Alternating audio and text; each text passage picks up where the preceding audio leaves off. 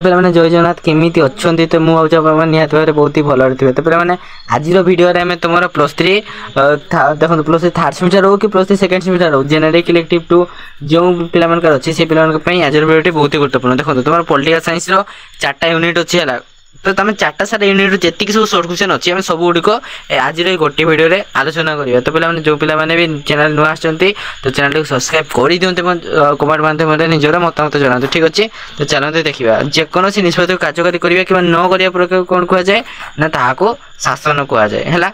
तो देखो शासन विपरीत देश अटे ना आमर कौन सुशासन विपरीत शब्द हूँ कुशासन से भाई शासन शब्द उत्तम उपसर्ग व्यवहार कले कौन हो शासन शब्द जब उत्तम उपसर्ग व्यवहार करेंगे कौन हो उत्तम शासन।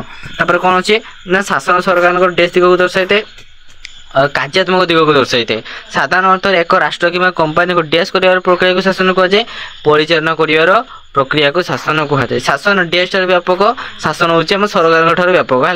डैश एक राजनैतिक सांविधानिक अनुष्ठान सरकार एक राजनैतिक सांविधानिक सांगठित अनुष्ठान बुझीला। देखो परोक्ष गणतंत्र हूँ डैश शासन प्रतिनिधिमूलक शासन गणतंत्र शासन डैश शासन जनतार शासन। तापर अच्छे देखो स्वायत्त शासन व्यवस्था द्वारा डैश समस्या समाधान हुए स्थानीय समस्या समाधान जगतीकरण को मध्य डैश कहुए नूतन उदारवाद बोली कहुए। तो दशकर शेष भाग में जगतीकरण सिद्धांतर विकास होता डैश दशकर ना 1980 डैश मसीह भारत अर्थनैतिक राजनीति जगतीकरण प्रक्रिया निजक सामिल कर 1991 जगतीकरण व्यवस्था राष्ट्र को स्थिति को राष्ट्र स्थिति को बुझा निमंते विशिष्ट अर्थनैतिक समीर आमीन जो डैश तत्वर आलोचना निहाती जरूरी आधुनिक गठनवाद जगतीकरण जुगर राष्ट्र पुनर्बार राष्ट्र परिणत होबार लगी माने एटा देखो जगतीकरण जुगर राष्ट्र पुनर्बार डैश राष्ट्र परिणत होगा लगी व्यक्तिवादी जगतीकरण फल जातीय राष्ट्र स्थान डैश संस्था प्रभावशाली होती बहुराष्ट्रीय जगतीकरण जो राष्ट्र जनमंगल प्रति ध्यान न दे केवल डैश हूँ संवेदनशील हूँ जगतीकरण फल राष्ट्र माने अधिक अधिकतर डैश उपर गुरुत्व देउछंती सुशासन डैश जनसाधारण घर अनुष्ठान नागरिक समाज। तापर देखो डैश गणमाध्यम पेशादार संघ मानविक अधिकार संगठन स्वेच्छाकृत सामिल सेवा और संगठन एवं अण बेसरकारी संगठन को नहीं गठित होते नागरिक समाज। तो देखो पाकिस्तान प्रमुख नागरिक समाज 2008 मसीह मुक्त एवं अबाध निर्वाचन कराइबारे तुम कौन परवेज मुशारफ को ऊपर चाप सृष्टि कर गुरुत्वपूर्ण भूमिका ग्रहण करते डैश एटा 12 एसोसिएशन जगतीकरण समग्र देश को डैश परिणत कर विश्वग्राम परिणत कर जगतीकरण उपभोक्ता मान डैश स्वाधीनता प्रदान करता है अर्थनैतिक TIN फुल फॉर्म कौन there is no alternative TA एटा M हवाला TM फुल फॉर्म कौन देयर आर मेनी अल्टरनेटिव। देखो गोटे शब्द उत्तर दियो क्यों समय शासन ज्ञान प्रचलित होता प्राचीन समय किए नरपति को शासन निमंते अनेक उपदेश प्रदान करते माकियावेली किए शासन को एक नूतन दिशा और शक्ति प्रदर्शन करते कौन हामिल्टन किए होती प्रथम दार्शनिक जी शासन कार्य आईन द्वारा नुहे बर सरकार को निष्पत्ति और नीति नियम द्वारा निर्धारित होता है मोन्टेसु जगतीकरण प्रथम प्रक्रिया है डैश उदारीकरण साधारण अर्थ विश्व स्तर राष्ट्र मान गोटे अर्थ वाणिज्यिक सांगठनिक वैषयिक क्षेत्र में आबद्ध होगा कौन कहुए जगतीकरण केउं क्षेत्र में जगतीकरण मुक्त बजार अर्थनीति अबाध प्रतियोगितार विशेषकर अर्थनैतिक सभ्य समाज गुड़िक केउं कूटनीति माध्यम से देश देश मध्य विवादर समाधान कर मध्य शांति मैत्री प्रतिष्ठा करने को उद्यम करते अंतर्लोक अनेक आंतर्जातिक संस्था विश्व स्तर योजना गुड़िक कार्यकारी करने निमंते केउं गोष्ठी मान साहाय्य और सहयोग नेवा सहित एम कार्यकारी सहभागिता अंतर्भुक्त कर नागरिक समाज कौन कहले परिवार अण आनुष्ठानिक अनुष्ठान स्वेच्छाकृत अनुष्ठान को बुझाए बहुड़वादी केउं देश मान को उत्तर कहुए विकसित देश मान केउं देश मान को दक्षिण कहुए विकास देश मान को कहार आधुनिकता विश्वव्यापकता ग्लोबालाइजेशन क्या परिचालन निमंते शासन एकता आवश्यक कहार परिचालन सरकार राष्ट्र सामाजिक और अर्थनैतिक संघर सदुपयोग कर विकास लक्ष्य पहुँचा निमंते केउं प्रक्रिया निहाती जरूरी शासन प्रक्रिया निहाती जरूरी अर्थनैतिक वाणिज्यिक राजनैतिक सांस्कृतिक और विज्ञान क्षेत्र में जातीय सीमा अतिक्रमण कर समस्त राष्ट्र जगतीकरण फल कौन हो सुसंगत केउं बजार सहित पृथ्वी समस्त देशर बजार एवं अर्थनीति सामिल कर जगतीकरण प्रधान उद्देश्य विश्व केउं अनुष्ठान आज सारा विश्व को राजनैतिक क्षेत्र आबद्ध कर रखी मिलित जातिसंघ विदेश माटर विभिन्न देशर रेडियो और टेलीविजन सेपरि कार्यक्रम प्रसारित होगा फल क्यों विस्फोरण प्रक्रिया जगतीकरण वृद्धि पाई सांस्कृतिक जगतीकरण व्यक्तिर गुण बा मेधा को अधिक प्राधान्य दे राष्ट्र कार्यकलाप को पुलिस राष्ट्र क्यों राष्ट्र रोचे पुलिस देखो ये तुम सरीगला सर्ट क्वेश्चन आम यूनिट 2 रो देखा है चलो देखो पे तुम यूनिट 2 रो सर्ट क्वेश्चन गुड़िक कौन अच्छी है सरकार परिचालनार उत्तम परिमाण को डेस्क कहुए सुशासन कहुए शासन शब्द उत्तम उपसर्ग व्यवहार कौन है ना उत्तम शासन से उत्तम उपसर्ग अर्थ कौन मंगलकारी सुशासन सहित डेस और डेस आदि जनकल्याण भावना को सामिल करता है प्रशासन और स्वशासन सुशासन विपरीत अर्थ कौन कुशासन सुशासन एक डेस चिंताधारा वास्तववादी सुशासन सफलता एक डेस कार्य द्विपाक्षिक कार्य से सर्वनिम्न सरकार सर्वोत्तम शासन डेस्क वार्ता श्री नरेंद्र मोदी 3ES अर्थ कौन है गोटे तुम दक्षता दक्षता गोटे कार्यकारिता है गोटे तुम कौन एफिशिएंसी इकोनॉमी इफेक्टिवनेस विकासर मंत्र होउची डेस विकसित राष्ट्र विकसित मनीष विकास को मापिबा निमंते डेस विकास प्रयोग होता है मानव अणविकसित और विकासमुखी राष्ट्र मान डेस विषय बोली कह जाए तृतीय डेस विकास को विकास बोली कह जाए धारणीय विकास को आधार कर विश्व राष्ट्र मान डेस भार व्यक्त कर द्वितीय विश्वयुद्ध पूर्व समग्र विश्व हाँ विश्व को डेस भाग व्यक्त कर दुई भाग अनुमोदित विश्व समाज को डेस समाज व्यवस्था कल्पित डेस रिपोर्ट रे अव्याहत विकास विषय रे सर्वप्रथम उल्लेख कर विश्व संरक्षण को देखो कौन अच्छे डेस मान को नियो मालथुसियन कह जाए परिवेशविद संरक्षणवादी सुंदरलाल बहुगुणा डेस आंदोलन मुख्य पुरोधा चिपको पृथ्वी पृष्ठ 10 ରୁ 15 किलोमीटर वायुमंडल एक छोटिया स्तर को डेस स्तर कह जाए ओजोन स्तर परिवेश हिसाब मौखिक डेस उपाय परिचालनागत उपाय डेस होची तथ्य संग्रह करिवार एक अपरिहार्य अंश रिमोट सेंसी डेस विकास प्रसंगटी वर्तमान एक जनादृत परिणत होती धरणीय वास्तव प्रत्येक विकास नमूना होची गोटे गोटे राष्ट्र डेस विकास तत्व अर्थनैतिक फ्रांसिस फुकुयामा दाबी करते डेस अंत रही इतिहास आम सामूहिक भविष्य सन्निवेशित डेस संज्ञा उल्लेखयोग्य अव्याहत पारंपरिक प्रशासन स्थान नेला डेस सुशासन स्वर भाव कहवाक गले कहार अर्थ होची जनसाधारण को खुशी और उन्नतशील आत्मनिर्भरशील करने निमंते व्यवहृत क्षमता एटा होची सुशासन है क्यों शासन परिचालन होची उत्तम फलाफल उत्तम शासन जेकोसी समाज और राजनैतिक संस्कार संस्थार परिचालनागत उत्तम परिमाण को कौन कहुए सुशासन क्यों शासन आईन शासन प्रसार करता है सुशासन 1982 मसीह क्यों आंतर्जातिक अनुष्ठान निज रिपोर्ट रे उल्लेख करथिला जे सुशासन एक रीति जो राष्ट्र विकास निमंते राष्ट्र अर्थनैतिक और सामाजिक समग्र सठिक परिचालन करें विश्व बैंक विकास केते भाग व्यक्त करछथि उन्नति भाग विकास का करछथि उन्नति सहित है विकास सब महत्वपूर्ण दिग कौन अर्थनैतिक विकास सामाजिक विकास कहले समाज क्या बुझे सामूहिक प्रगति जड़ वस्तु और भौतिक उपादान को नहीं क्यों परिवेश सृष्टि होते अजैविक जैवमंडल अद्भुत प्राणी मान द्वारा क्यों परिवेश सृष्टि होते है जैविक क्यों परिवेश कहले जनसंख्या और जनबसति और राजनैतिक तथ्य सामाजिक अनुष्ठान को बुझाई है मानवीय परिवेश संतुलन को नष्ट न करी और परिवेश प्रदूषण तथा बहु संख्यक लोकों को उद्वस्तु न करी समाज जो विकास हाथ है कौन कहुए अनुमोदित भविष्य पीढ़ीर आवश्यकता पूरण कर क्षमता को ह्रास न करी वर्तमान पीढ़ीर आवश्यकता पूरण कर जो प्रक्रिया साहाय्य करते कौन कहुए अव्याहत विकास क्यों प्रशासन परिवेश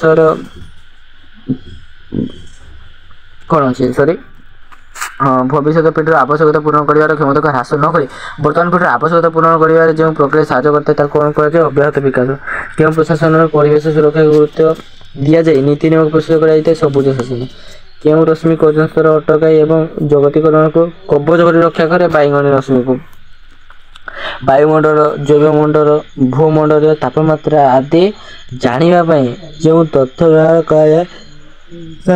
करें रिमोट सेंस है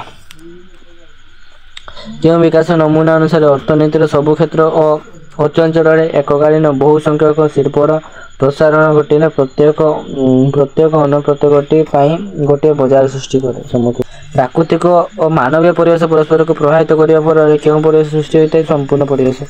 ଜ୍ୱର ପୂରିତ ଜମିରୁ କେଉଁ ବାଷ୍ପ ନିର୍ଗତ ହୋଇ ପୃଥିବୀ ପୃଷ୍ଠକୁ ଉତ୍ତପ୍ତ କରୁଛି? ନା ଏଟା ମିଥେନ୍ ହେଲା, ମିଥେନ୍ ବାଷ୍ପ। ତାପରେ ଦେଖନ୍ତୁ କ'ଣ ଅଛି ନା ବ୍ରାଣ୍ଡଲ୍ୟାଣ୍ଡ ରିପୋର୍ଟ ପ୍ରକାଶିତ ହେଲା ପରେ କେଉଁ ବିକାଶ ବିଷୟଟି ଏଟା କ'ଣ ହେଲା? ବିଷୟଟି ସବୁ ସ୍ତରରେ ଜନପ୍ରିୟ ହୋଇପାରିଛି ଅବ୍ୟାହତ। ତାପରେ ଆପଣ ଏଟା ୟୁନିଟ୍ 2 କମ୍ପ୍ଲିଟ୍, ଏଇନା ୟୁନିଟ୍ 3 କୁ ଯିବା ହେଲା। ଚାଲନ୍ତୁ ପିଲାମାନେ ୟୁନିଟ୍ 3 ଯେତିକି ସବୁ ସର୍ଟ କ୍ୱେଶ୍ଚନ୍ ଅଛି ସେଇ ଆମେ କଭର କରିବା। ସ୍ଥାନୀୟ ଶାସନ, ଲୋକାଲ ଗଭର୍ନାନ୍ସ ହେଲା। ସ୍ଥାନୀୟ ଓ ସ୍ୱାୟତ୍ତ ଶାସନ ବ୍ୟବସ୍ଥାକୁ ଡ୍ୟାସ୍ ଗଣତନ୍ତ୍ର କୁହାଯାଏ? ତୃଣମୂଳ ବୋଲି। କ୍ଷମତାର ବିକେନ୍ଦ୍ରୀକରଣ ଅଥବା କେନ୍ଦ୍ର ସ୍ତରର କ୍ଷମତାକୁ ନିମ୍ନ ସ୍ତରକୁ ହସ୍ତାନ୍ତର କରିବା ଦ୍ୱାରା ଏହି ସ୍ଥାନୀୟ ବ୍ୟବସ୍ଥା କାର୍ଯ୍ୟକ୍ଷମ ହେଉଥିବାରୁ ଏହାକୁ କ'ଣ କୁହାଯାଏ? ନା ଗଣତାନ୍ତ୍ରିକ ବିକେନ୍ଦ୍ରୀକରଣ। ଡ୍ୟାସ୍ ବ୍ୟବସ୍ଥାର ଅର୍ଥ ହେଉଛି ସ୍ଥାନୀୟ ଲୋକମାନେ ନିଜର ନିର୍ଦ୍ଦିଷ୍ଟ ସୀମିତ ପରିସର ମଧ୍ୟରେ ଶାସନରେ ଅଂଶଗ୍ରହଣ କରିପାରିବେ। ସ୍ୱାୟତ୍ତ ଶାସନ।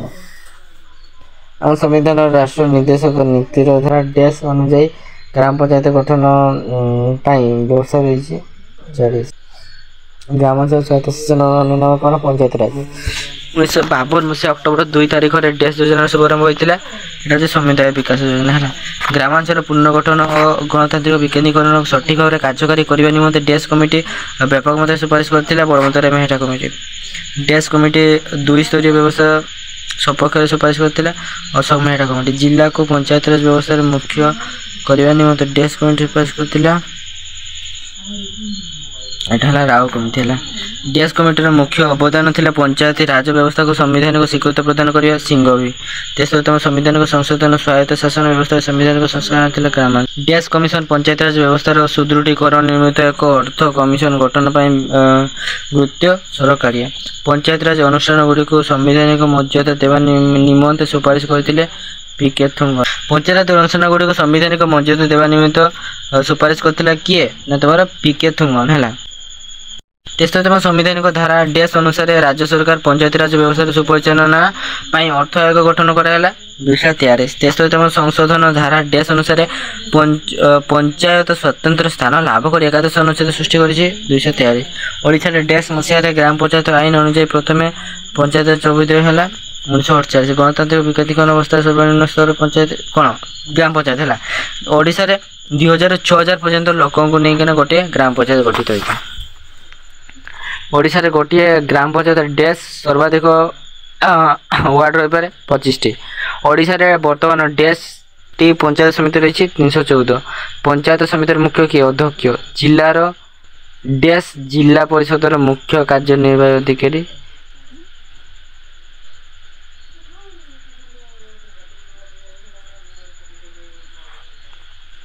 ଦେଶର ଭାଷାରେ ଗ୍ରାମସଭା କହିଲେ ବୁଝାଏ ଯେ ଗ୍ରାମ୍ୟ ଗଣତନ୍ତ୍ର। ନା ଜୟପ୍ରକାଶ ନାରାୟଣ। 74ତମ ସମ୍ବିଧାନ ସଂଶୋଧନ ଆଇନ ବଳରେ ସମ୍ବିଧାନର ଡ୍ୟାସ୍ ଅନୁସୂଚୀ ସଂଯୋଗ ହୋଇ ସେଥିରେ ନିୟମମାନଙ୍କର 18ଗୋଟି କାର୍ଯ୍ୟ ନିର୍ଦ୍ଧାରିତ ହେଲା 18ଗୋଟି। 74ତମ ସମ୍ବିଧାନର ଧାରା ଅନୁସାରେ ପ୍ରତ୍ୟେକ ରାଜ୍ୟ ତଥା ପ୍ରେମିକ ପ୍ରକାର 3 ପ୍ରକାର ନଗରପାଳିକା ସ୍ଥାପନ କରିବେ। ଗୋଟେ ହେଲା ଗ୍ରାମାଞ୍ଚଳ ସହରାଞ୍ଚଳ ପରିବର୍ତ୍ତନ ହେଉଥିବା ଅଞ୍ଚଳ ପାଇଁ ନଗର। ଛୋଟ ସହରମାନଙ୍କ ପାଇଁ କ'ଣ ଡ୍ୟାସ୍ ଗଠନ ହେବ? ପୌର ପରିଷଦ। ବଡ଼ ବଡ଼ ସହରମାନଙ୍କ ଡ୍ୟାସ୍ ଗଠନ ହେବ ନଗର ନିଗମ। ମହାନଗର ନିଗମ କୁହାଯାଏ ମେଘ। ସାଧାରଣତଃ 2 ବା 3 ଲକ୍ଷରୁ ଉର୍ଦ୍ଧ୍ୱ ଲୋକ ବସବାସ କରୁଥିବା ନନାରୀମାନଙ୍କର ପ୍ରତିଷ୍ଠିତ ହୋଇଥାଏ। ତାହା କ'ଣ କୁହାଯାଏ? ମହାନଗର ନିଗମ। ଭାରତ ସମ୍ବିଧାନର 5ମ ଓ 6ମ ଅନୁଚ୍ଛେଦରେ କେତେକ ରାଗ ଅଛି? ରାଗ ଦେଖିବି। 6ଠ ଅନୁଚ୍ଛେଦରେ କେତେକ ସମ୍ବିଧାନିକ ବିଶେଷଜ୍ଞ ଡ୍ୟାସ୍ ବୋଲି ଘୋଷଣା କରିଛନ୍ତି? ସମ୍ବିଧାନ ଭିତରେ ସମ୍ବିଧାନ।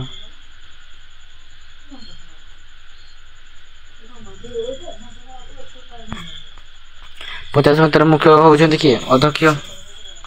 ଜିଲ୍ଲାର ଜିଲ୍ଲା ପରିଷଦର ମୁଖ୍ୟ କାର୍ଯ୍ୟନିର୍ବାହୀ ଅଧିକାରୀ ଡ୍ୟାସ୍ ହେଉଛନ୍ତି ଜିଲ୍ଲାପାଳ। ତାପରେ ଦେଖନ୍ତୁ ପ୍ରକୃତରେ ଗ୍ରାମ ପଞ୍ଚାୟତର ପ୍ରାଣ କେନ୍ଦ୍ର ହେଉଛି କିଏ? ଗ୍ରାମସଭା। ଡ୍ୟାସ୍ଙ୍କର ଭାଷାରେ ଗ୍ରାମସଭା କହିଲେ ବୁଝାଏ ଯେ ଗ୍ରାମ୍ୟ ଗଣତନ୍ତ୍ର। ଜୟପ୍ରକାଶ ନାରାୟଣ। 74ତମ ସମ୍ବିଧାନିକ ସଂଶୋଧନ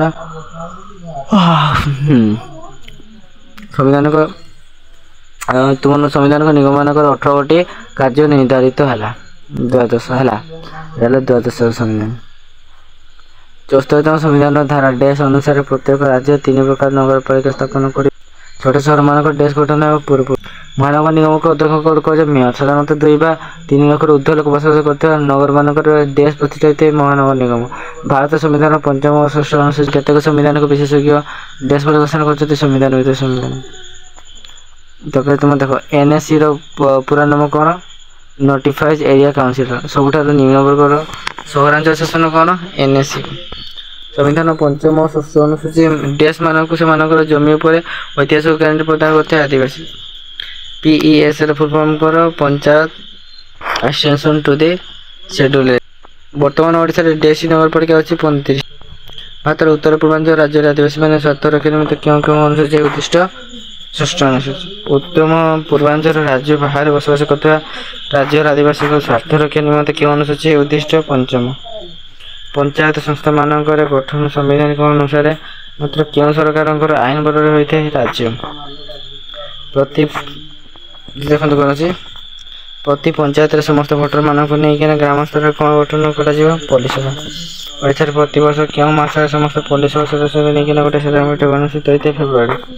ଓଡ଼ିଶାରେ ୱାର୍ଡ ମେମ୍ବର, ସରପଞ୍ଚ, ସମିତି ସଭ୍ୟ ଓ ଜିଲ୍ଲା ପରିଷଦ ସଭ୍ୟ ସିଧାସଳଖ କେଉଁମାନଙ୍କ ଦ୍ୱାରା ନିର୍ବାଚିତ ହୁଅନ୍ତି? ଭୋଟର। 74ତମ ସମ୍ବିଧାନ ସଂଶୋଧନ କେଉଁ ଧାରା ଅନୁସାରେ 3 ଲକ୍ଷରୁ ଅଧିକ ଜନସଂଖ୍ୟା ଥିବା ସହରମାନଙ୍କର ଗୋଟିଏ ବା ଏକାଧିକ ୱାର୍ଡ ଗଠନ କରାଯିବ? 243। ଯଦି 5 ବର୍ଷ ପୂର୍ବରୁ ନଗରପାଳିକା ଭାଙ୍ଗିଯାଏ ତେବେ ଭାଙ୍ଗିବାର କେତେ ମାସ ମଧ୍ୟରେ ନିର୍ବାଚିତ ହେବ? 6 ମାସ। 74ତମ ସମ୍ବିଧାନର କେଉଁ ଧାରା ଅନୁସାରେ ନଗରପାଳିକାର ହିସାବ ସମୀକ୍ଷା କରାଯିବ? 243। 74ତମ ସମ୍ବିଧାନ ସଂଶୋଧନ ଆଇନର କେଉଁ ଧାରା ଅନୁସାରେ କେଉଁ କମିଟି ଗଠନ ହେବ? ନଗରପାଳିକା ଯୋଜନା। କେଉଁ ମସିହା ପରେ ପଞ୍ଚାୟତିରାଜ ବ୍ୟବସ୍ଥାର ପୁନରୁତ୍ଥାନ ଆରମ୍ଭ ହେଲା? 1983। 73ତମ ସମ୍ବିଧାନିକ ସଂଶୋଧନ ଆଇନର ଧାରା 243 ଅନୁସାରେ ସମ୍ବିଧାନ କେଉଁ ପରିଚ୍ଛେଦରେ 29ଟି ବିଷୟଗୁଡ଼ିକ ଅନ୍ତର୍ଭୁକ୍ତ କରାଯାଇଛି? 11। 73ତମ ସମ୍ବିଧାନ ସଂଶୋଧନ ଆଇନର କେତେ ଧାରା ରାଜ୍ୟ ସରକାର ପଞ୍ଚାୟତି ରାଜ ବ୍ୟବସ୍ଥାଗୁଡ଼ିକର ସୁପରିଚାଳନା ନିମିତ୍ତ ଅଡିଟ୍ ବା ନିରୀକ୍ଷଣ ପନ୍ଥା ଗ୍ରହଣ କରିପାରିବେ? 243। ଭାରତର ସ୍ଥାନୀୟ ସ୍ୱାୟତ୍ତ ଶାସନର ଜନକ ବୋଲି କାହାକୁ କୁହାଯାଇଛି? ଲର୍ଡ ଲିପନ୍। ପିଲାମାନେ ଆଜି ଭିଡ଼ିଓଟି ଟିକେ ଦେଖା, ନେକ୍ସଟ ଭିଡ଼ିଓରେ ଜୟ ଜଗନ୍ନାଥ।